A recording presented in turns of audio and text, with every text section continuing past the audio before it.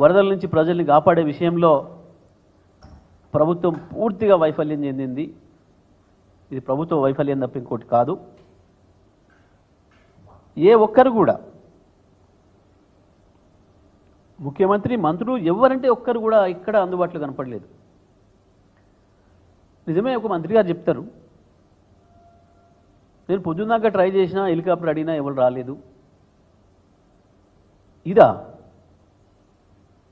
అంటే నువ్వు మంత్రిగా ఫెయిల్ అయిన రాజీనామా చేయండి. మరి ఇది మీ ఫెయిల్యూర్. ఇక్కడ హకీంపేటలో, బేగంపేటలో 100 హెలికాప్టర్లు ఉన్నాయి.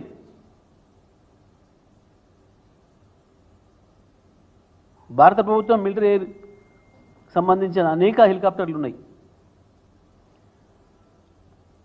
బేగంపేట నుంచి బయలుదేరినా, హకీంపేట నుంచి బయలుదేరినా 40 అంటే 40 నిమిషాలలో ఆ కుటుంబం ఏదైతే ఇంటిపైకి ఎక్కి ఎదురు చూసిందో ప్రభుత్వ సాయం కొరకు అక్కడ చేరుకునేవాళ్ళు. 40 నిమిషాల ప్రయాణం ఒక మిలిటరీ హెలికాప్టర్కి.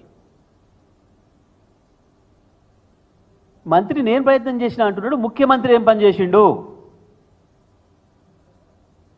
నిన్న పొద్దున్నాక ముఖ్యమంత్రి నిద్రపోయిండా? ఇంతకు మించిన ఇంకేదన్నా రివ్యూలో ఉన్నాడా, కార్యక్రమంలో ఉన్నాడా?